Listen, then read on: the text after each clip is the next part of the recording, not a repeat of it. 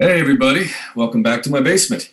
Hopefully, and the day is not done, but hopefully you've learned a lot over the course of the day. I know I have. Here's a little bit of wisdom I can share with you, or maybe a little piece of information I can share. Over 1,500 people have been with us from around the globe over the course of today, tuning in live, which frankly is astonishing. If you were with us in Texas last year, we had something on the order of about 950 people with us, which was amazing and our largest gathering ever. But here today, we know we had 2,000 people, or just about 2,000 people signed up, but virtually everybody turned up, which is pretty astonishing. And here's where I'm going to do a quick mea culpa, and then I'm going to get to a little surprise for you. So during our breakout sessions, as you know, we tried to get started at 3 o'clock, but as I told you in an email yesterday, we were going to probably make a few mistakes, and we did. We knew that there were going to be, when you're trying to put a lot of electricity and wires together, that occasionally you're going to discover a glitch or a gremlin, and we sure enough did. So thank you for your abiding patience and good cheer and grace. I'm glad that all the breakout sessions were successful. We got them started a little bit late, but hopefully that didn't create too much hardship for you or your schedule, but we are glad that we were able to do them.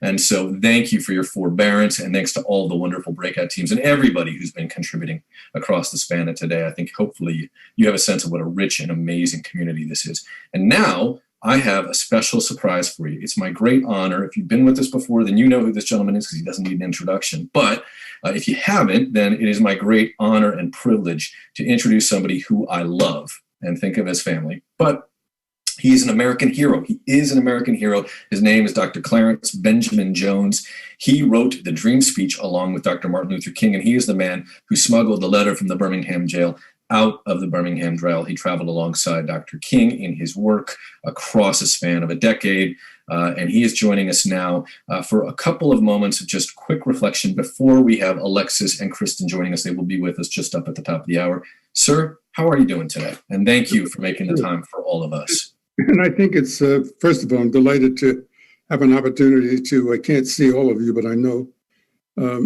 many of you know who I am, and we've met in person, and you know the affection and respect I have for your work and for you individually, even though I cannot see all of you.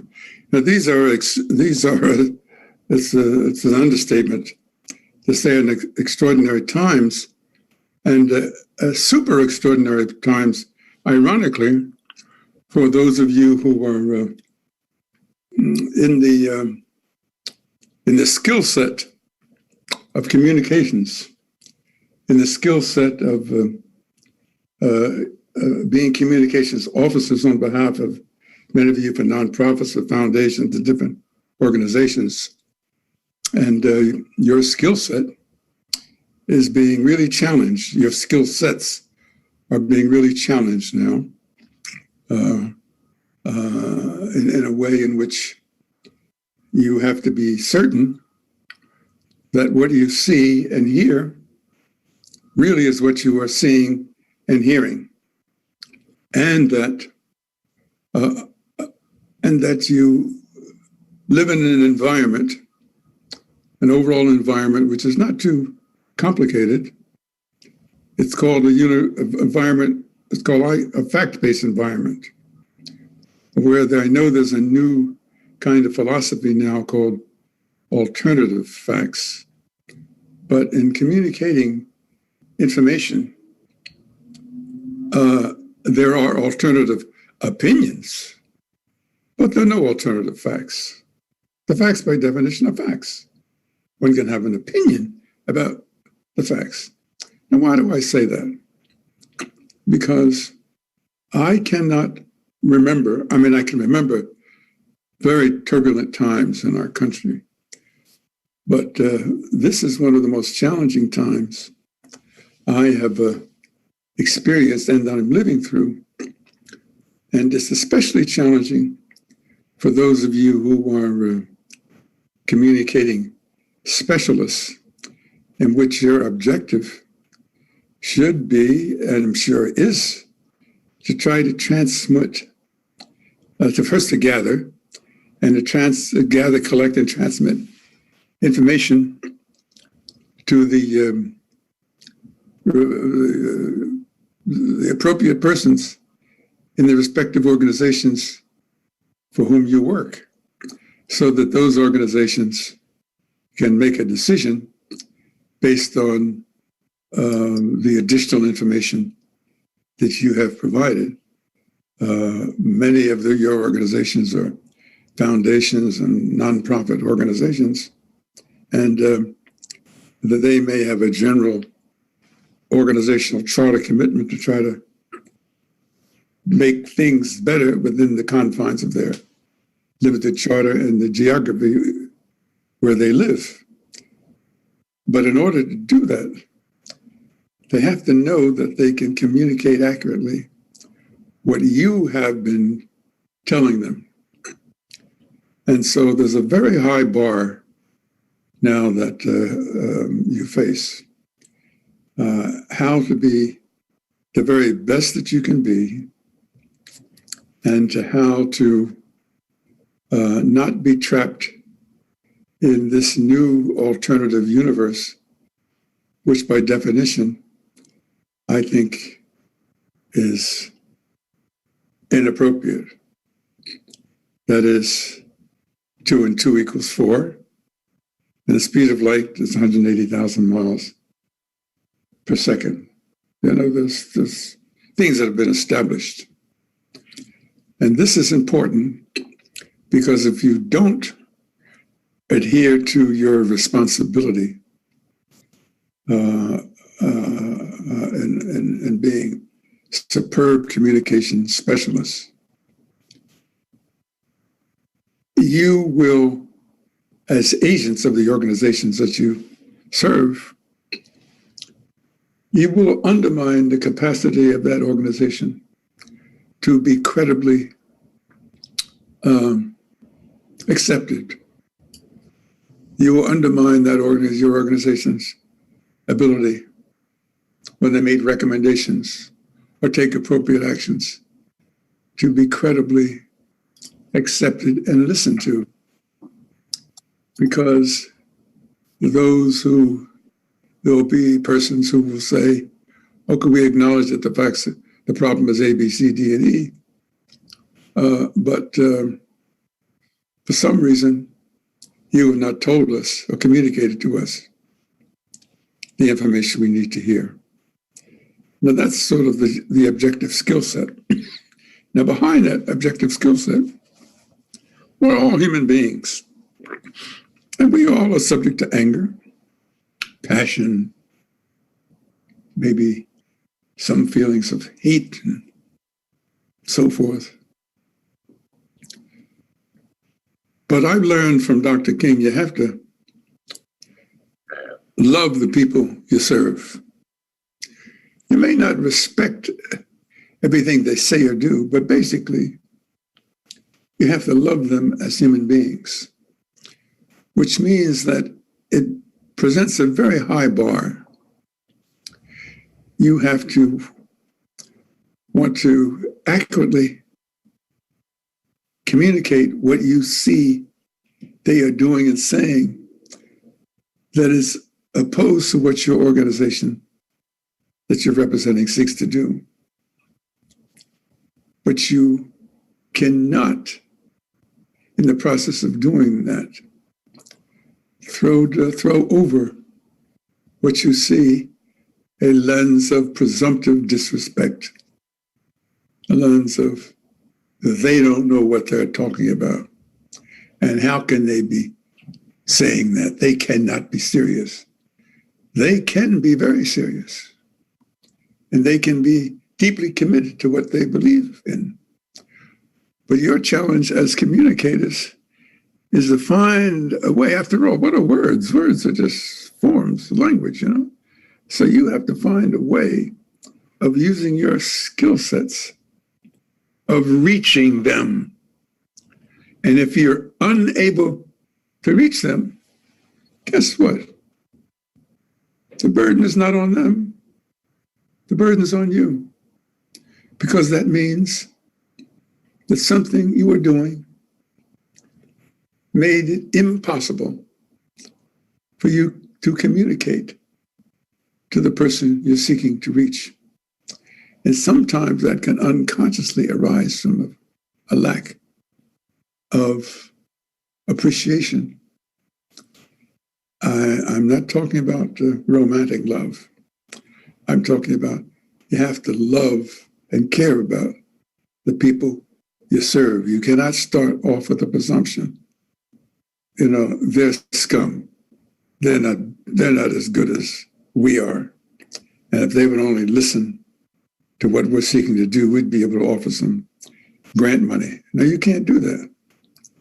You have to accord your opposition a level of respect that will enable them to respect and genuinely accept you as persons who really, not in word, but in deed, care about their interest. Thank you, sir. I know you're going to be back with us over the next couple of days, and I hope that you are as thrilled as we are about the award that's in your name. For the third time, we'll be awarding the Clarence B. Jones Impact Award. Yes, I'm really impressed. Wow, what an extraordinary organization and woman as I watched her. It's just unbelievable. Well, speaking of an extraordinary woman, I think you and I can both agree that our friend Alexis is an extraordinary woman through the work that she's done throughout her career and the work she's yet to do for all of us. We are grateful to have her and our friend Kristen Mack with us. And now it's a chance for us to both, I guess, say goodbye to our friends for now. We'll be watching. We're going to become audience participants, and we'll get to watch Kristen and Alexis take it away in just a moment. Thank you.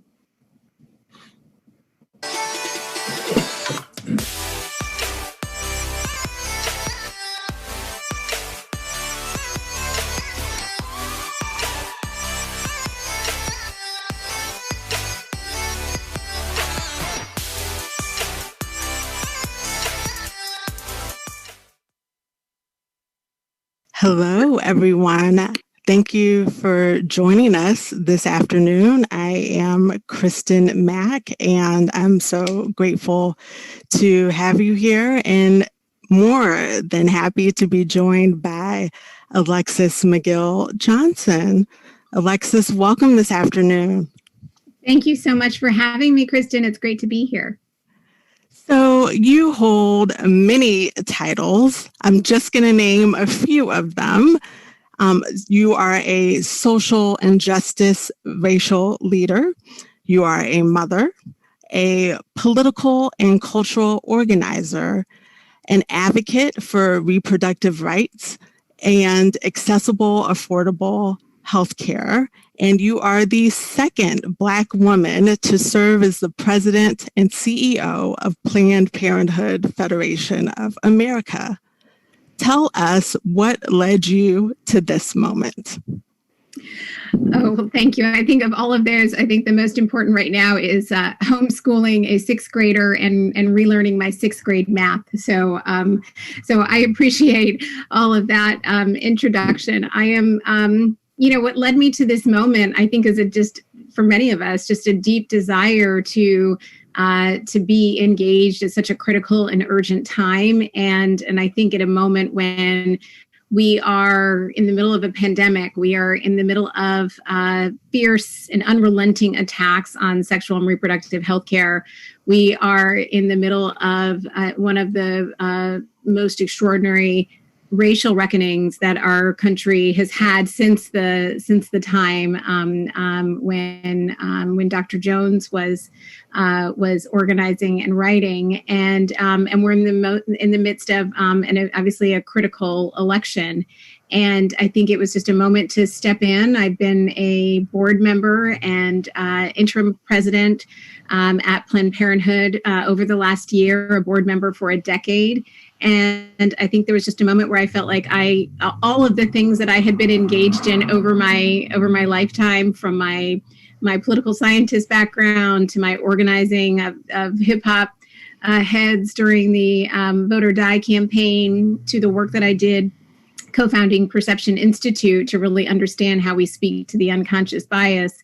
And then my service with Planned Parenthood, it just felt like it's a moment where I could bring all of those pieces to bear and try to, help us in a critical, urgent time. And so I'm really grateful to be here and talk a little bit about those experiences and what we see. So it's one thing to say yes to interim service.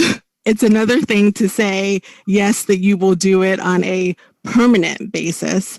What was that transition like for you when you said yes in June? Okay, I'm in. I'm going to do this for the long haul. I think it had a lot to do with the fact that, I really did feel like I could make a serious contribution, and that it wasn't, I really had to speak to my quiet self and just sit and kind of reflect on the work that I had done for the organization particularly over the last year, and my engagement with the staff and the team, understanding how critical the mission is even now, obviously, as we await the fate of Justice Ginsburg's seat. But it really, I think, felt like at a moment when we were also grappling with, the deaths of, Ahmaud Arbery and Breonna Taylor, whose murderers were not charged in her death today, to George Floyd. It felt like that race reckoning and the need to really jump into those conversations and really drive a conversation around equity in our work and our ability to see that through the lens of Planned Parenthood patients and how we could organize.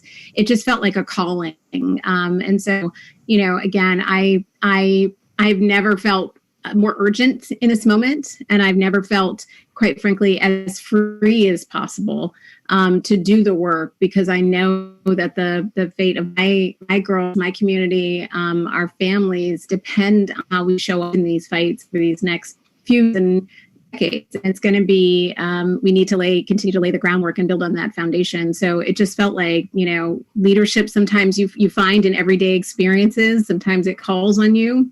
Mm-hmm. Sometimes you just see some really important fights and you want in on them. And I think for me, it's been a combination of all of that. When you think about all of the work that you have done, is there a through line in your service? Is there something that that connects everything that you have done in all of your work?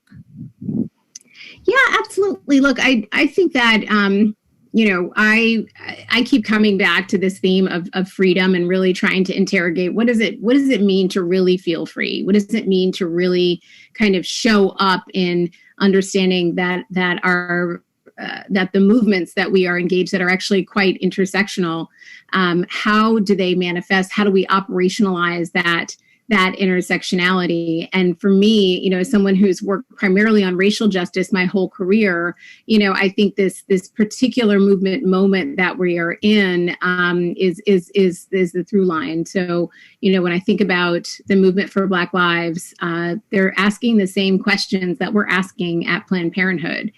Are our bodies our own? Are we seen? Are we loved? Are we celebrated? Have control of our own bodies? Do we have our own freedom when we walk out the door and get in our car and drive down the street, much less wake up in our own bedroom? If we can control our bodies, then that is the key to self-determination. So I think it's been really important to kind of connect the dots between the movements and ensure that, when I think about reproductive rights or racial justice, that they're intersecting and overlapping in ways that really are about a fight for imagination, for our ability to actually just, think that through. I am somewhat of a math major. I was kidding around the math work with my daughter, but I actually do think about movements as well in sorts of equations. And I've been saying a lot that freedom for us equals access times power. And that freedom, right, that ability to just define our own agency, to stand unapologetically in our identities, to be who we are, make decisions about ourselves, our bodies, our future, that is critical. But that access, right? How do we create that access? Are we creating that through, our health centers, through our telehealth, through our online education? All of that's great, but we have to create that policy in order to get that access. So we need to build power, right? And the power that is so critical for all of our movements is really important of how we intersect and how we really build the infrastructure that will help sustain that. So that through line around freedom is really important. How that plays out in these various movements and come together, I think, is the kind of mental equation that I've been working on at various parts of my career, just to figure out how to both communicate it and then also how to build it, the infrastructure, so that our, both the kind of heart mind that we do in communications is also backed up by the power of our bodies showing up at the polls and in our policy fights. And how is Planned Parenthood being received as you take that intersectional approach to movement organizing? I mean, it's always been an organization that has been at the forefront of fighting on behalf of women and making sure that that women's rights are at the forefront of movements, but this is a different approach. So how is it being received under your leadership and taking that intersectional lens? Well, look, I mean, it's been, when we look through the lens of our patients, right? People come to us for reproductive health care and sexual healthcare, but they themselves are not, that's what they come to us as patients, right? They themselves are living fully intersectional lives. They are, worried about ICE showing up at their job. They're worried, about their children. They're worried about, driving down the street and getting pulled over.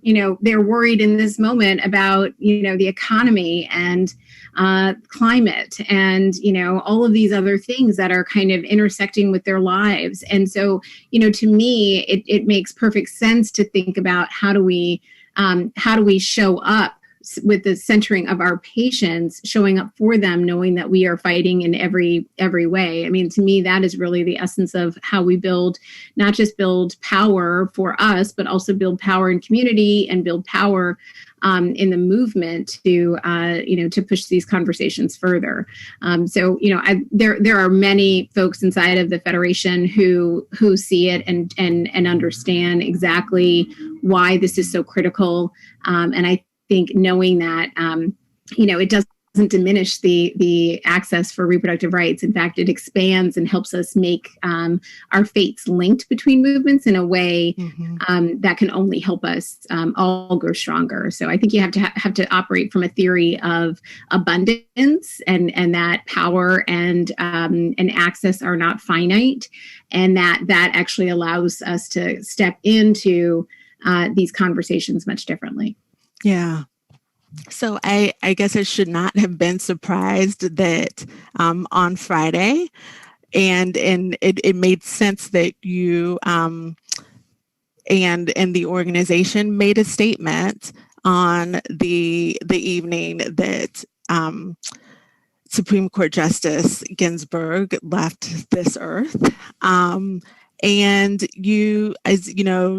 she was a feminist icon and a champion of women's rights and reproductive rights. And, we didn't really take enough time to honor her legacy.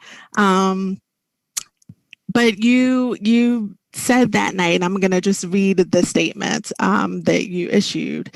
You said, "Tonight we honor that legacy, but tomorrow we are going to need to get to work to preserve the ideals that she spent her life's work defending, because this is not an understatement. The fate of our rights, our freedoms, our health care, our bodies, our lives, and our country depend on what happens over the coming months."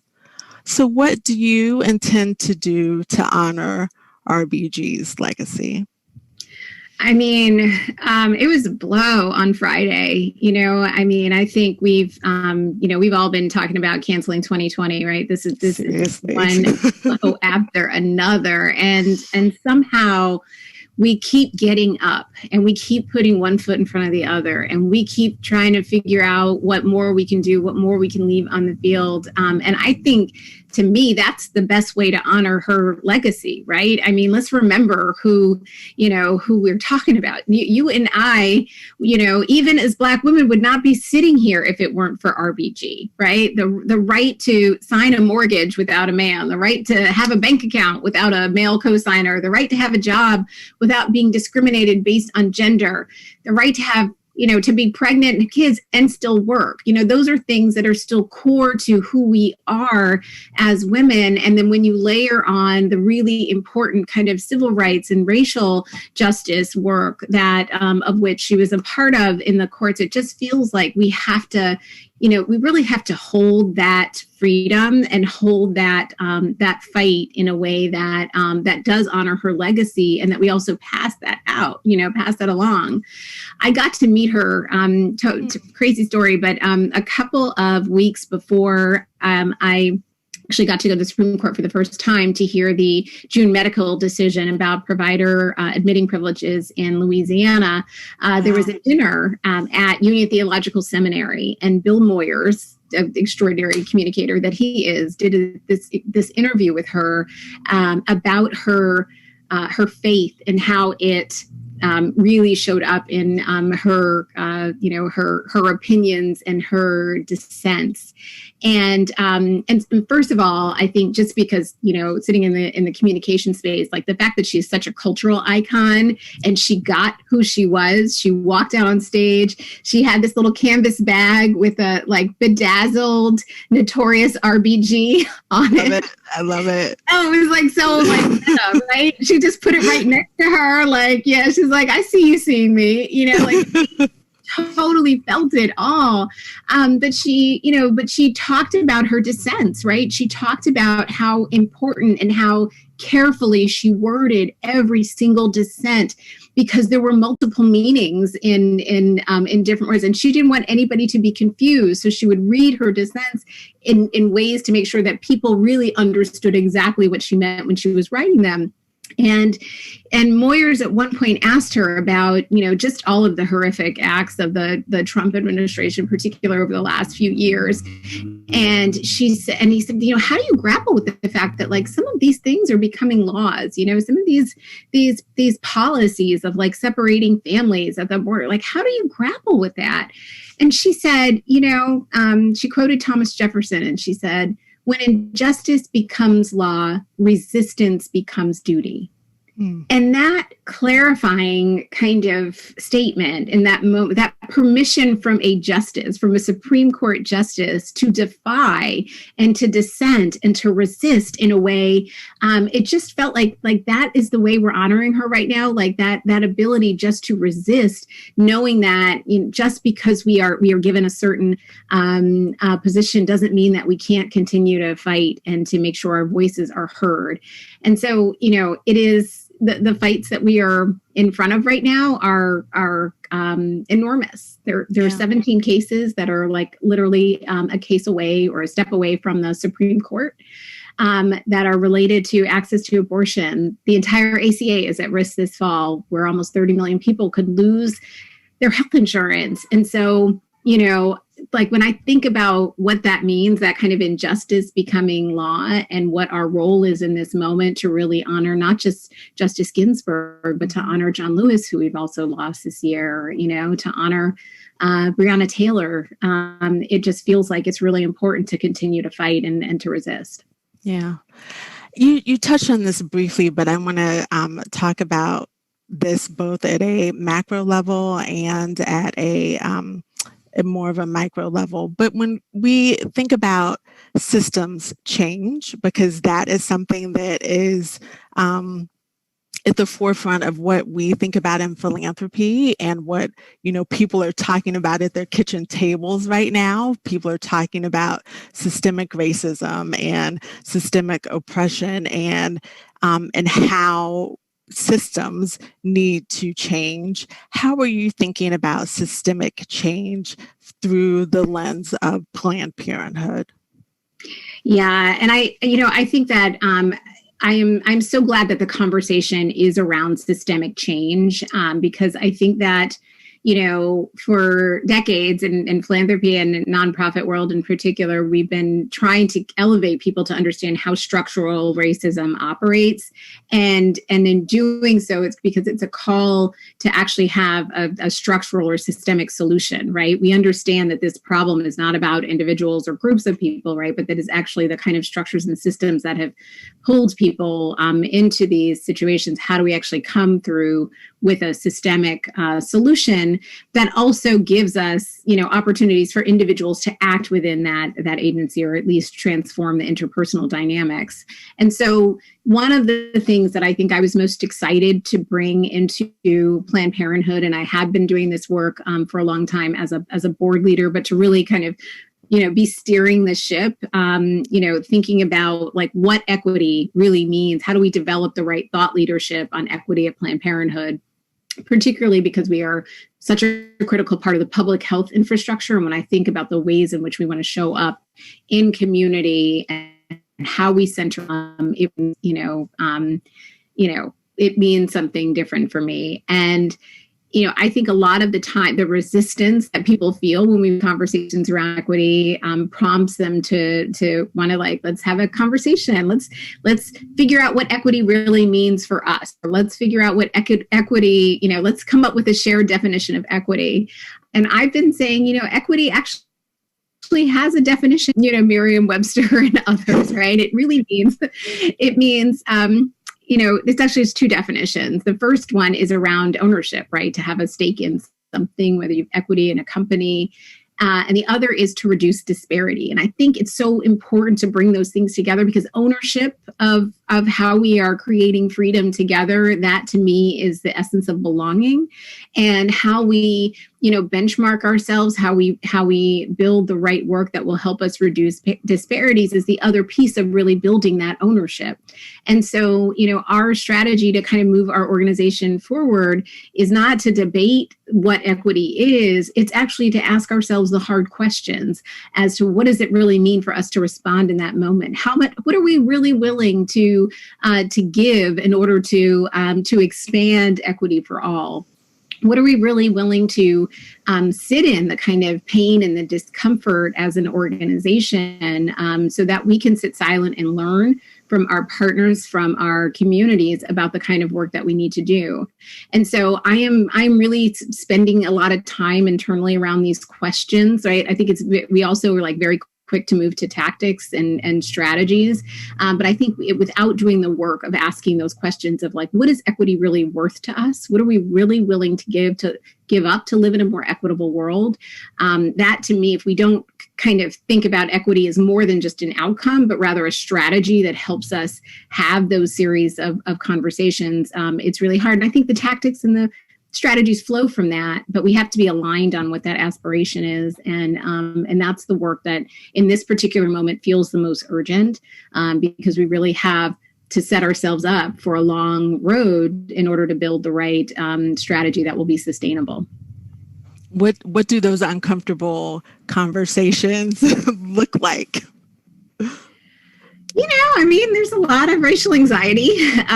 There's a lot of, I really appreciated what Dr. Jones is saying, because I think it's something I've said kind of throughout my career at Perception, which is that we can't always reduce opposition or ambivalence to prejudice, right? It's not kind of how our brains work. Sometimes our brains are just processing the anxiety and getting them still in a way to really understand how we ask those questions. And I think it's really important in our communication strategies as well. How do we create the space to and the permission to be uncomfortable? The permission, as some of my team members say, the permission to be raggedy in a moment that really, will lead to those breakthroughs, those ahas. It is hard. I think because I've been a practitioner in the space, I have a healthy ability to compartmentalize, right, and appreciate the irony and I appreciate the irony of that. It is hard to be in a space where you're watching your colleagues and your team members and your friends come to realizations that you feel like you've had for a long time, that you've lived for a long time, and how we create the space or spaces, for that to happen separately or internally, the kinds of circles that help us get there, I think is also really meaningful work. And part of the intent that you have to set is to create the space to practice, right? We talk all the time about failing fast, as leading to innovation, but we almost never teach what it means to fail fast around issues of race so that we can, live in the discomfort, but then also kind of like pick ourselves up and not let that kind of prevent us from doing the work. So that to me is the hard and hard work of the moment. But again, I feel like without wrestling with that, we will keep coming back to these wounds on, and I think particularly for people of color who have been holding it in predominantly white institutions, at least, it feels like, we can't afford to keep coming back to that well, because it is, quite frankly, traumatizing. It is indeed. So you've hinted at the work that you have done as co-founder and former co-director of Perception, where you brought together researchers and advocates and strategists who translate this notion of the mind sciences, which is research on race and ethnic and gender and other identities, where you're thinking through solutions that promote the idea of belonging. I want to spend time breaking down what all of that means. And if you can just explain in everyday terms the concept of mind sciences. And I think you have a little game here, a fun test for people. Okay, I will cue the slide in 1 second, but let me give you, shut the slide down. 1 second on just the mind sciences and kind of our unconscious networks. And then I'm going to ask you guys to do a little bit of a test with me. So, the Perception Institute was founded in 2009. It came after a lot of work that we were doing actually during the 2008 Obama campaign. We were like worried about how race would show up if we had a Black president. Would we be able to have these conversations? What would it look like? And all of this research around how bias operates in our brains was still living largely in the academy. And these researchers and strategists who've been studying the science of literally how our brains and bodies process race and gender and other identities became the foundation for the Perception Institute. And it's premised on the idea that we have strong values of equality and fairness and equity, and yet the ways in which our brain operates, because it has been primed for so many years around issues, has actually causes our bodies to actually behave in ways that are contrary to our values. And we wanted to understand, how that showed up. Not largely, actually, it was an exercise in our communication strategies that we wanted to inform. And then we found out that the interventions could be applied, or we started working with the interventions in a number of sectors. But before I go deeper into our unconscious networks, and I know everyone has probably heard the term implicit bias, but I want to use this slide to give us a quick cue about how we can collectively experience our bodies and brains at the same time. So let's see. Is it up?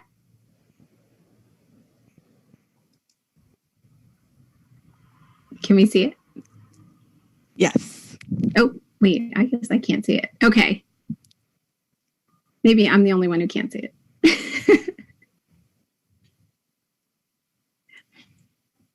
Okay, so if you can see it, what I want you to do is just really quickly read the text out loud to yourself very quickly. I'm sorry, state the color of the text very quickly. Not sure if this is going to work. Can you see? How about you? Why don't you try it? Kristen, why don't you try the colors of the text? See if you can do it very quickly. Oh, now you're going to embarrass me. Let me see. I have it up on my screen over here. All right. So I'm going to do blue, red, green, black. Faster. Oh. Green, black. This is where I get tripped up.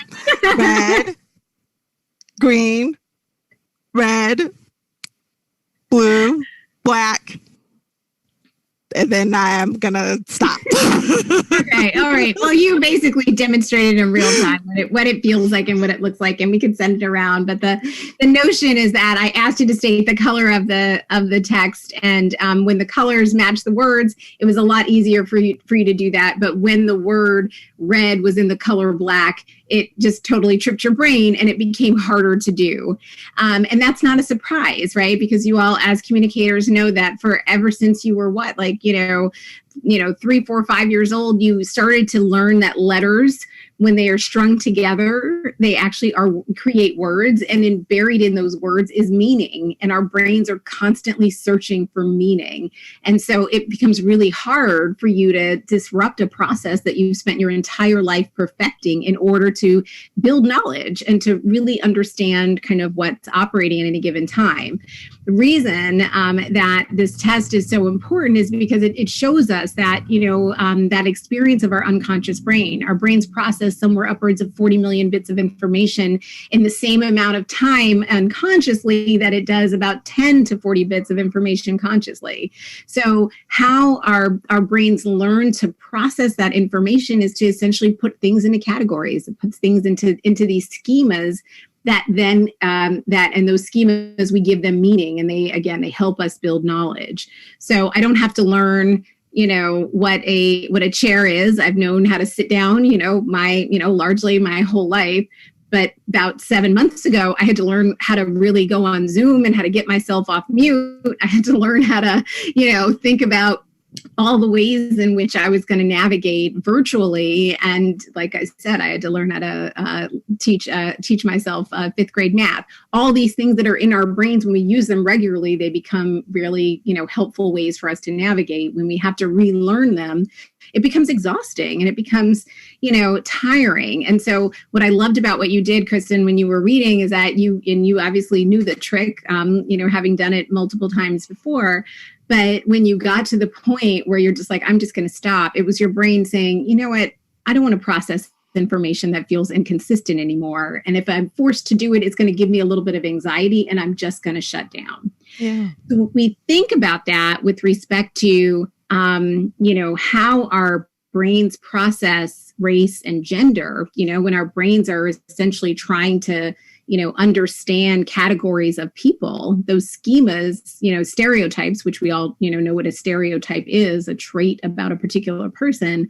That stereotype is actually a schema that our brains have developed about people. And, when we know that the ways in which we show up in media, whether it's people of color or women or LGBT communities, the ways in which we show up become imprinted. That's the lens through which we are processing things. And oftentimes the ways in which we try to disrupt those processes can reinforce unintentionally the very messages that we're trying to disrupt. I mean, it is so beautiful in its simplicity. And I think even for those of us who think that we are not susceptible to any of this, and we think that we have, that we are socially and racially conscious, that to do this in 10 seconds. And I just displayed for everyone how this works. And I remember I should just say that, that the MacArthur Foundation works with perception. And when you all showed this slide to us, it was illuminating and telling, and at least to me, clear that we needed to work with you to help us get to a place where we could work through all of the things that you talk about as an organization, and primarily to really get to a place where we could have a sense of belonging for people, both inside the organization and with the people who we serve and work with. Because I think if you don't have that internally, then it's impossible to do it with the work that we are called to do is a foundation. I want to be conscious that we're talking about, we have a room full of communicators here, and that we're word people at the end of the day, that we like language and stories and creating narratives. When you think about the work that you do with data and how that at the end of the day informs the narratives that are created, how do you marry the two when you think about data and words shaping narratives?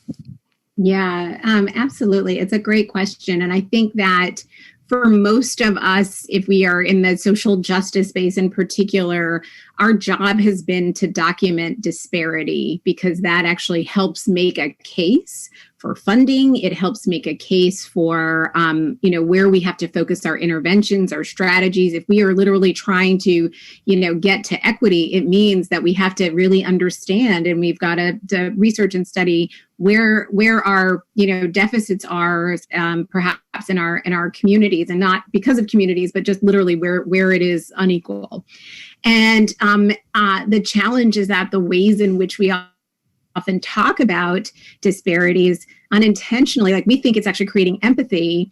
And in fact, it is actually remarginalizing the very people that we're trying to get more resources to. And that has a lot to do with, again, the way our brains process facts and information as it relates to stereotypes and groups. And I think particularly in this moment where we are talking about an intersection of a lot of different issues, how do we start to unpack that? So, I think that when you think about a group that has already been marginalized, and you add a layer of, perhaps other things that they can't access because they've been marginalized, we're actually dehumanizing them. We're actually kind of burying them further down the racial hierarchy in our brains. And I see it a lot in foundation documents. I see it like when you actually do a scan of kind of the ways in which their investments have created equity. I see it a lot in the ways our folks have. Even the ways in which, we are talking about the impact that will happen to millions of women, should, and folks who are seeking abortion should Roe be overturned. And so I think for communicators, I think sometimes it is being more conscious of the fact that our brains don't process data in the same way, that we need narratives to help us kind of through an arc of a story that really centers the humanity of the subject in a way that and creates possibility and hope and possibility there. And so I think that it's really understanding that, and it's also understanding how you disarm anxiety in the process. Part of what I love about the bias research is that it allows us to afford everybody their humanity, particularly the implicit bias work. Explicit bias, we know what that is. We, and our brains have a process for that. We have a process for understanding when multiple things happen at once, like the weeks between Ahmaud Arbery and George Floyd, it was just like successive killings. And you felt like you really could understand in that moment how structural racism was operating. But it is the implicit that oftentimes, gets explained away. And so we need messages and narratives that help us put that in a frame, but also then help us structure a response that allows people their humanity, and that allows people to understand that they can hold a sense of fairness. But in many ways, their very fairness, the way they've been taught to practice fairness, is incorrect. And so like really working through that process so that they can marry their sense of fairness and their values with their humanity, I think is really the complicated work of communicators. So, when you think about creating these sort of narrative frameworks, and you have this perception, at least, has this focus on conversation and not confrontation, what does that look like in practice? When you are, trying to compel people and make an argument to bring them, to your side and make a case for your work? Well, I think that a lot of the ways in which again, I'm talking about a universe of people that are in a persuadable category, right? People who want to align on a values, and I want to distinguish that, because a lot of the work that we started really was about implicit bias, or that unconscious bias in an era of a Black president. We are living in a totally different world right now. The explicit is free and running wild, and it is harmful, and it is giving cover for very bad policy. And I don't want to, end messaging. So I want to just kind of distinguish those two things. Yeah. But even still, I think that the goal still should be to try to figure out how we have the right conversations in order to give people that deeper understanding, and that starts with how we disarm with our messaging, right? I think learning for us, teaching about or having people learn about racial anxiety, which is our brain's automatic, our unconscious response in many ways to having conversations around race out of fear that they will uncover that discomfort of what it means to have sit in having had privilege and white supremacy for their existence. Like, that's the kind of thing that we have to disarm in our language, so that people can see themselves connected to the system, but also separate, from the system, in order to actually have a response that will help them shift. And so using the disparity language or the shaming language doesn't necessarily help us cover that. And in fact, for many people, as I said earlier, sometimes our best messages can reinforce their best defenses, and so it just further marginalizes their own experience. It doesn't allow us to have the conversation.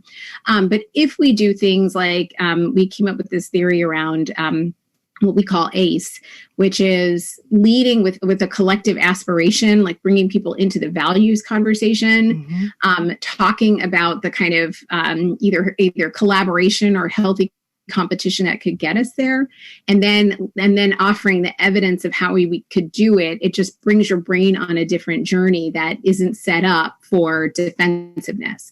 So taking race and gender out of it, it could be something like, the aspiration is we're going to the moon, right? Like, that is a really amazing, worthy, Mars, wherever we haven't conquered. I guess we probably conquered Mars. We're going to Jupiter. Yeah. We're going to either have some healthy competition with another country to get there, and that's going to inspire some kind of national identity, or we're going to collaborate together, because what we can achieve together is going to be greater than what we can do alone. So getting that energy of, and I think they're motivating in the same way, or, hitting the same part of your brain to kind of motivate you towards that aspiration. And then coming up with the evidence, like how we are going to do that is we're going to take all the manufacturing, factories that are sitting idle right now. We're going to repurpose them, and we're going to build, the right vehicle to do that. I realize now, having said that, I could have said that about coronavirus, right? We are going to solve COVID, right? And we're going to create the vaccine. How we're going to do it is we're going to come together with all of the greatest scientists in the world. And the ways in which we're going to do that is we're going to have all of our, leading vaccine companies come together and share their best research. And, and as countries, we will subsidize that. And that's how we will get it done, right? That's the kind of thing that, that doesn't push us into, we don't care about who's dying of COVID because those folks don't look like us, so it's probably not our problem, right? We went down a totally different spiral when we could have actually created a different level of aspiration and really thought through how we might solve this, this deadly pandemic, and challenged us, in our own thinking, in our own community. One is otherizing, right? As we think of the great John Powell and all the work he does on othering and belonging. One strategy of talking about COVID put people in otherized categories, and whether you had pre-existing conditions, whether you were essential workers, whether you were people who were more likely to die because you were aging, or a person of color. And by the way, age bias is actually in many ways stronger than race bias. So, we were tapping into all of those things in those conversations versus something that actually brought us into the belonging, brought us, expanded the ways in which we saw ourselves as a beloved community. And every time we take the road that otherizes, you see the policies and the structures and the institutions move towards further otherizing and further marginalization. And then we're still in the same situation. We're more vulnerable because we haven't understood the linked fate. When you take the path that really leads to that aspiration and that collaboration and asks our brains to really search for the right evidence towards solving that problem, it takes us in a totally different, more holistic situation. And I know that, that feels maybe Pollyannish, but it is, it really does show that the ways in which those narratives take us totally transform the kinds of policies we see, the kinds of institutions and the kinds of solutions that we see that I think are so powerful. Mm-hmm. I hope that if people only take one thing away from today, and there have been many lessons learned, but I hope if you only take one thing away today, it is ACE, aspiration, collaboration, competition, and evidence. I think that is a beautiful model for people to use if they have not thought of something like that in order to motivate and inspire people. And again, to your point, it can be used for policy. It can certainly be used for communication. So, another theme that has become omnipresent in communications, and especially in philanthropic communications, is a renewed focus on centering the communities that we serve and respecting and reflecting the wisdom and experience of the communities we serve, and sometimes that is referred to just as our audiences and the people that we work with. So I'm interested in hearing, how you think of your audiences at Planned Parenthood and how you are centering patient experience, how you are centering the reproductive justice partners or any other audiences, and how you are thinking about bringing them into your work and giving them a seat at the table with you. Yeah, it's such a great question. I really appreciate that, in some ways that because we actually are a healthcare provider, the patients are ever present in our, in the ways in which we think about the work, but how we, difference between them being ever present and then also actually centering them in their experience and how we deliver and develop our own policies and strategies around that. And so, I think part of that shift is what I was talking about with respect to the intersectionality. And a lot of what I'm focused on is how do you actually build the infrastructure around, to operationalize intersectionality so that, we are, that we have a theory of the case that is, if we in broad healthcare, it would be like if you can, heal the whole person, right? Not just like have somebody come for one particular procedure, but you actually think about how it integrates into their own bodies and their lives. And it helps them live their best life. And I think that part of the work that we have to do, because we are both a healthcare provider and an advocacy movement that fights for that, is think about how we think about that whole patient and their daily lives and experiences, so that we are, transforming equity in everything that we do. A really good example would be something like, as soon as we started to shelter in place in March, probably within, a couple of weeks' time, we were able to stand up our telehealth service. Work that we had actually been working on for the last, almost decade. And, when the policies shifted, we were able to, to step in and leverage and really start to meet the needs of our patients, many of whom we had not been able to see because of the, being forced out of Title X last year, particularly those low income rural populations. So, in doing that, it actually forces a different kind of conversation around, not just telehealth, which on surface feels like you can see people more regularly. But then you recognize the fact that not everybody has equal access to broadband. Not everyone has equal access to, a computer or a tablet or a way in which to see their patient. And sometimes they're just more comfortable being in a bricks and mortar in their experience of what healthcare looks like. So it raises questions like, how do we show up? We're trying to provide a healthcare service, but on our advocacy side, should we be thinking more about broadband? Should we be thinking more about, how we ensure access to the ways in which people will see us? And where do we, how do we build partnerships? Not that Planned Parenthood has to do everything, but how do we build our partnerships? How do we grow our alliances to do the work better? And I think some of that has to do with a theory of power that where we can use our platform and power to really grow power and to support and center communities in doing that work. We don't always have to show up and be the one to say, okay, we're going to lead on, Black Lives Matter. We don't need to do that because there are extraordinary leaders, and they are leaders that are largely, Black and queer led and extraordinary women, right? And so, how do we show up in a way where we're also not afraid of what we look like in the fight for equity because we have created a different experience of belonging for ourselves, and that we can show up and support leadership. And I think a lot, particularly for a national organization, to think about the ways in which we look and feel and show up. That kind of interrogation, particularly public interrogation, I think is really important work for us to do. And I know I'm sure you experience that as a foundation as well. And, others on the line who are, leading in these moments of thinking, how do we actually do it together? Because there's so much work to do.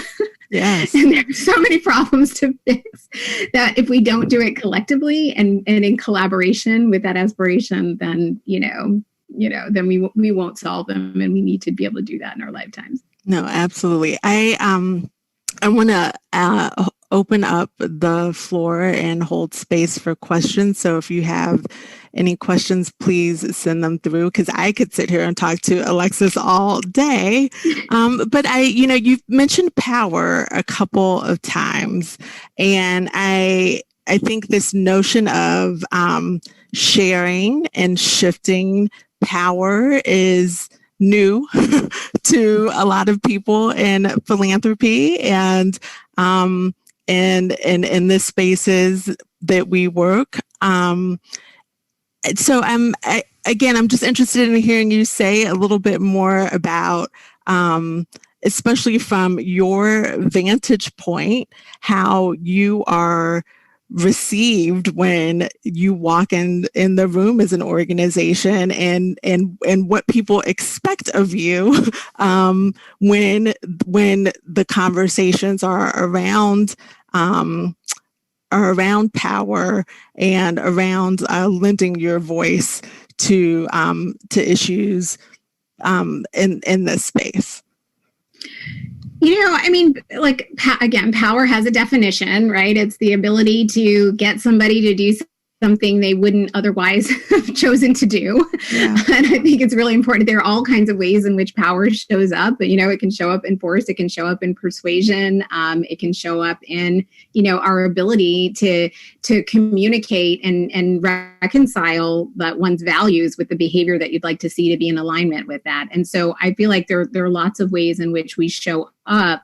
But I think for the work that Planned Parenthood traditionally has advocated for, which is largely sexual and reproductive health, it's been incredibly important to have built the kinds of power and, along with our partners in the SRH movement, because we've seen time and time again in coalitions that when we get power, one of the first things that always falls off the policy table is protecting sexual and reproductive health.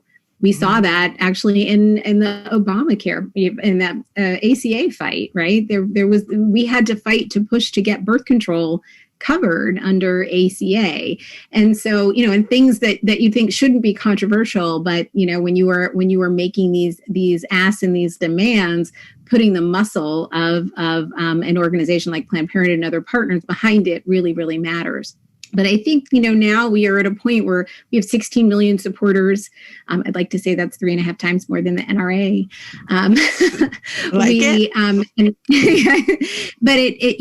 But even still, we are 17 cases, as I said, that are one step away from the Supreme Court, which, we now know is going to radically be transformed in its makeup in a way that will be hostile to sexual and reproductive health. So it's going to be really important for us to think about not just how we show up stronger in a coalition.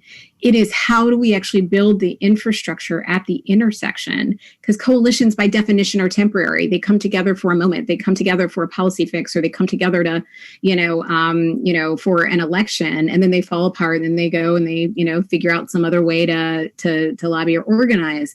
But when you build infrastructure at the intersection, not only does it require us to do that hard work, some of that is sitting in that discomfort and me asking, my partners, I need you to be really comfortable talking about later term abortion, because that's how we're going to get hit. And that's going to bring up this whole entire coalition. Here's the research. Here's the messaging. We're happy to do the training. But if you're going to stand with us, you actually have to stand with us. Yeah. And sometimes that means like showing up in, for us to say how, we are going to engage with the hashtag defund the police, because we follow the leadership of the movement for Black Lives. We understand that this is a critical issue, that when we put our patients at the center, it means that they are the ones who we come to us and then may get pulled over as soon as they leave our offices. And so we need to make sure we use our public health voice to talk about how municipal budgets are created and carved up, and why police officers should not be in a very vulnerable place of having to be public health and mental health experts, and how can we actually engage in a conversation and support that leadership and use our power differently. So power, and again, I think it's this notion that it is completely finite. How do we actually take those moments of power building and really actually expand? Because the fights are linked, they are intersecting, and it's so critical that we all are able to carry each other's water, both from a communication standpoint and then how we show up and use our muscle in policy fights. This has been such a learning and education for me even today. So I appreciate you spending time with us. And my final question, I just want to ask how you think about how our brains crave community and how communication requires community and trust. Yes. And this is, again, my mentor, John Powell, who is the chair of the board of Perception Institute, I think has just been so instructive on this and building on so many others. We are social creatures, right? I mean, even those of you all, because I'm definitely not introverted, but those introverts out there are actually still also social creatures. They have to understand how they are connected to community to make a choice to not draw their energy from community. And I think that so much of the work that we need to do to really expand community is to identify the ways in which our brains have been taught to otherize and dehumanize, and based on where people sit within hierarchy. And I haven't said this yet, but I think it's really important because I think about this a lot. My kids are 8 and 11. Between ages 2 and 5, kids are learning how to differentiate. Your hair is brown, my hair is yellow, your skin is brown, my skin is this, you're tall or not, you live here and there. That's just naming difference. Between 5 and 8, they're actually assigning meaning to that difference. And so they understand a little bit about, what the implications are that are the grounding of hierarchy. And between 8 and 10, those hierarchies start to get routinized in our brains, which means the stereotypes in the hierarchy are formed by age 10. And from 10 to 100, we are literally asking people to unwire our brains. after all of the foundation has been built into this infrastructure, into these systems, into these institutions. And so, like, thinking about the work that we need to do to unwire our brains between 2 and 10, really maybe it's even younger than 10, is really the critical work of creating belonging. It is making sure that at every turn, we are trying to identify ways to build and expand and show difference in our brains so that we are able to translate that, so that we feel uncomfortable when we are in communities that don't actually have, a measure of diversity or difference, that it makes us feel like this is really weird what's going on here. And I think those are the things that are really important for us to start thinking about, both from our, again, our policy work, but also how we message and how we create a frame for what should be normal, what should be a standard of belonging, and what isn't now. Well, thank you so much, Alexis. I think you have given us a lot to think about, and you have encouraged and inspired us to think expansively about the work that we do as communicators to create a sense of belonging for everyone with the way that we share and talk about our work. I think the real final question I will ask is, what keeps you motivated? What keeps you committed to the work that you do every day? I said this to you earlier in our kind of pre-chat, and I do, it's something that I'm really trying to hold on to. I feel motivated by the urgency of the moment and the time. And I feel urgent. I feel like that urgency has also unleashed a level of freedom in me, right? A level of like, I am going to lay it all on the line. I am not going to compromise, what I believe is right for this work and for my people without, in under any circumstance. And just having a level of just unapologetic identity, having a level of, as close that I think in my Gen X self have gotten to not feeling like I have to code switch, not feeling like I have to, shrink myself to make others feel differently, like just feeling like I can lay it online because I'm so clear that our service is our power. And if we don't grow ourselves in that service and that urgency in this moment, when we are literally on fire, our world is literally on fire in so many different ways, then we just all need to call it in, because this is the work. This is the moment to do the work. And it is so critical that we stay as fierce and as urgent and as, and as hopeful as possible. I just feel like we owe it. Well, you've given me hope today, and I know you've given our audience hope. So thank you so much. And thank you, everyone, for joining us this afternoon. Thank you. Peace and blessings. Bye-bye.